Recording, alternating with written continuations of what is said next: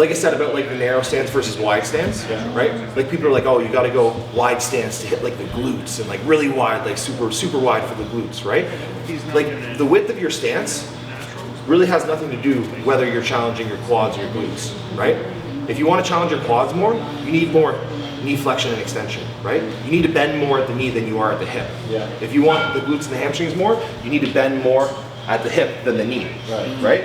So the only thing that's going to change that is your foot placement of the height on the platform, right? The lower you are on the platform, the more your knee has to flex and extend to get into the movement, right? The higher it is, the more it's the hip. You're just doing this basically, right? And like I told you guys before, the width of the stance, right? Like there's really no difference in terms of like, you know, where on the quad it hits, right?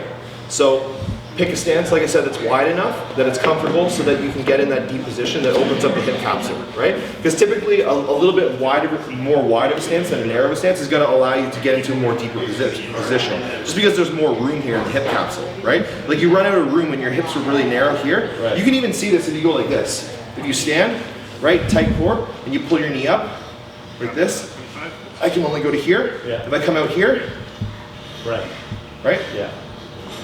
That tells you everything you need to know. So let's bias a little bit more quads. So yeah, your feet are a little bit lower on the platform, right? And the determining factor here is going to be your ankle mobility, right? In terms of how much quad that you can use and how low we can go, right? So head back, good. So how are you choosing? Go even lower. I'll show you. No, go even lower with your foot placement. Right? Go even lower. Yeah.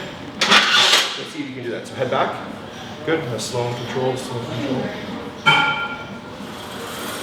Your heels aren't even coming off the platform. So you have good ankle mobility, right? Probably from squatting. Good. Who here has poor ankle mobility? I feel like your ankles don't bend very well. Maybe me. Maybe you? Okay. Okay, we'll try you next. Okay, slow and controlled. Slow. Good.